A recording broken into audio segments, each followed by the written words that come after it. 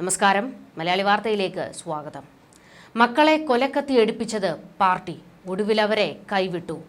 പോലീസും പാർട്ടി നേതാക്കളും ചേർന്ന് ചതിച്ചുവെന്ന് വെളിപ്പെടുത്തി പത്തനംതിട്ട തണ്ണിത്തോട് മൂഴി കൊടുന്തറ പുത്തൻ വീട്ടിൽ മത്തായി കയറി തൂങ്ങി. കഴിഞ്ഞ ദിവസം ഉച്ചയോടെയാണ് മത്തായിയെ വീടിന് സമീപം മരത്തിൽ തൂങ്ങി മരിച്ച നിലയിൽ കണ്ടത്. തണ്ണിത്തോട് പോലീസും CPMന്റെ ഒരു നേതാവും ചേർന്ന് തിരക്കിട്ട് മൃതദേഹം അഴിച്ച് മോർച്ചറിയിലേക്ക് മാറ്റിയെന്നും ആത്മഹത്യാക്കുറിപ്പ് മാറ്റിയതായും ആരോപണം ശക്തമാകുന്നു.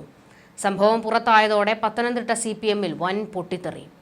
നവീൻ ബാബു വിഷയം തന്നെ ജില്ലാ നേതൃത്വത്തെ രണ്ടായി പിളർത്തി നിൽക്കുകയാണ്. അതിൻ്റെ കൂടെയാണ് അടുത്ത വിവാദം പൊട്ടിപ്പുറപ്പെട്ടിരിക്കുന്നത്. മത്തായിയെയും മക്കളെയും പാർട്ടി ചതിച്ചുവെന്നാണ് പാർട്ടിയിലെ തന്നെ ഒരു കൂട്ടർ വാദിക്കുന്നത്.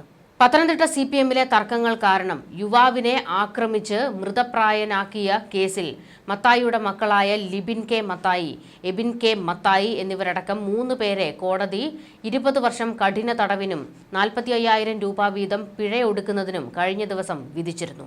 ലോക്കൽ സെക്രട്ടറിയുടെ നിർബന്ധത്തിന് വഴങ്ങിയാണ് മക്കൾ ക്വട്ടേഷൻ ഏറ്റെടുത്തതെന്ന് മത്തായി വ്യക്തമാക്കിയത്. തണ്ണിത്തോട് മണ്ണിറ നെടുമ്പുറത്ത് വീട്ടിൽ ബിനോയ് മാത്യുവാണ് ഈ കേസിൽ 3-ാം പ്രതി.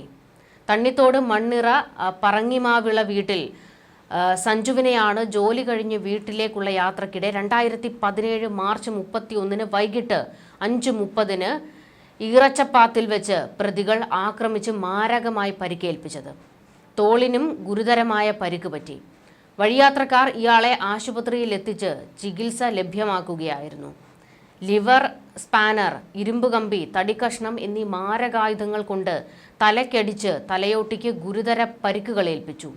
പാർട്ടിയിലെ അഭിപ്രായ വ്യത്യാസത്തിന്റെ പേരിൽ അന്നത്തെ CPM ലോക്കൽ കമ്മിറ്റി സെക്രട്ടറിയുടെ നിർദ്ദേശപ്രകാരമായിരുന്നു സഞ്ജുവിനെ ആക്രമിച്ചത് എന്നാണ് വിവരങ്ങൾ. CPM ലോക്കൽ കമ്മിറ്റി ഓഫീസിന് മുന്നിൽ വെച്ച് സഞ്ജുവും ബിനോയും തമ്മിലുണ്ടായ തർക്കമാണ് പിന്നീട് ക്വട്ടേഷൻ ആക്രമണത്തിലേക്ക് നയിച്ചത്. ഇയാളെ അടിക്കുമെന്ന് അന്നത്തെ ലോക്കൽ സെക്രട്ടറി പരസ്യമായി വെല്ലുവിളിച്ചിരുന്നു. കോന്നി ഏരിയ സെക്രട്ടറി അടക്കം ഇതിനെ എതിർത്തുവെങ്കിലും ലോക്കൽ സെക്രട്ടറി തന്റെ അജണ്ട നടപ്പാക്കുകയായിരുന്നു. ഇതിനോടകം CPIയിൽ ചേർന്ന സഞ്ജുവിനെ മർദ്ദിക്കാൻ പാർട്ടി അംഗങ്ങളായ 3 പേരെ ചുമതലപ്പെടുത്തുകയായിരുന്നു. തുടർന്ന് വരുന്ന കേസിൽ നിന്നടക്കം രക്ഷിക്കാമെന്ന് ലോക്കൽ സെക്രട്ടറി ഉറപ്പ് കൊടുത്തിരുന്നു അത്രേ. സഞ്ജുവിനെ ആക്രമിച്ച് മൃതപ്രായനാക്കിയതോടെ പോലീസ് പിടിയിലായ 3 പേരും 75 ദിവസം റിമാൻഡിലായി. പിന്നീട് ലോക്കൽ സെക്രട്ടറി വാഗ്ദാനം ചെയ്തതുപോലെയുള്ള ഒരു സഹായവും പാർട്ടിയുടെ ഭാഗത്ത് നിന്നുണ്ടായില്ല എന്നാണ് പറയുന്നത്. പ്രതികൾ തന്നെ കേസ് നടത്തേണ്ടി വന്നു. മത്തായിയുടെ കുടുംബാംഗങ്ങളെല്ലാം തന്നെ CPM അംഗങ്ങളാണ്. പാർട്ടിയുടെ ഭാഗത്ത് നിന്ന് സഹായം ലഭിക്കാതെ വന്നതോടെ ഇവർ നിരാശയിലായിരുന്നു.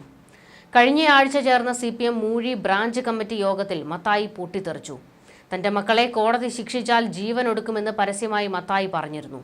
ഇതിനുശേഷമാണ് പ്രതികളെ ശിക്ഷിച്ചുകൊണ്ടുള്ള വിധി വന്നത്. മക്കൾ ജയിലിലായതിന്റെ മാനസിക വിഷമത്തിലായിരുന്ന മത്തായി കഴിഞ്ഞ ദിവസമാണ് തൂങ്ങി മരിച്ചത്. ചില പാർട്ടി നേതാക്കളുടെ പേരെഴുതി വെച്ച ശേഷമാണ് മത്തായി ജീവൻ ഒടുക്കിയത് എന്നാണ് വിവരങ്ങൾ.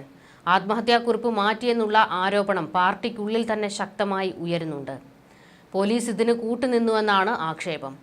യുവാക്കളെ ക്വട്ടേഷൻ ആക്രമണത്തിന് പറഞ്ഞുവിടുകയും കേസിൽ പ്രതിയാവുകയും ചെയ്തപ്പോൾ പാർട്ടി കൈയൊഴിഞ്ഞതിൽ തണ്ണിത്തോട്ടിലെ പ്രവർത്തകർക്കിടയിൽ അമർഷം വ്യാപിക്കുകയാണ്.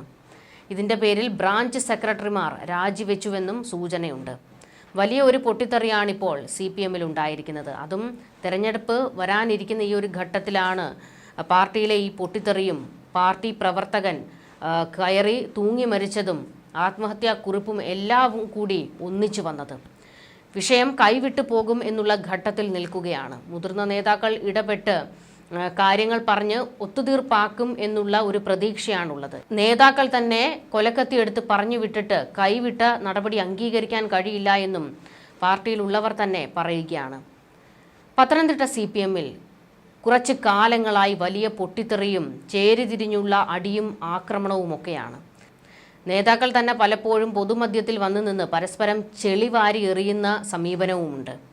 മറ്റൊരു വലിയ വിഷയം CPMൽ പൊട്ടിത്തെറിയായി നിൽക്കുന്നത് നവീൻ ബാബുവിൻ്റെ വിഷയമാണ്.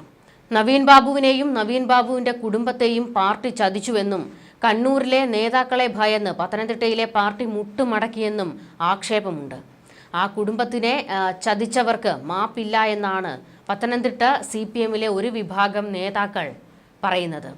പാർട്ടിയിലെ ഏതു കുടുംബത്തിനും ഇത്തരത്തിലുള്ള അവസ്ഥകൾ ഉണ്ടായാലും നവീൻ ബാബുവിനും കുടുംബത്തിനും സംഭവിച്ചത് തന്നെയാണ് വരാൻ പോകുന്നതെന്നും അപ്പോഴും പത്തനംതിട്ടയിലെ CPMകാർ കൈമലർത്തുമെന്നും നേതാക്കൾ മൗനം പാലിക്കുമെന്നും വലിയ വിവാദമുണ്ട്. ഈ വിഷയം കത്തിപ്പടർന്നു നിൽക്കുകയാണ്. ഈ വിഷയത്തിൽ പോലും ഒരു ഒത്തുതീർപ്പുണ്ടാക്കാൻ CPMന്റെ നേതാക്കൾക്ക് കഴിഞ്ഞിട്ടില്ല. അതിൻ്റെ കൂടെയാണ് അടുത്ത പ്രതിസന്ധി ഉണ്ടായിരിക്കുന്നത്.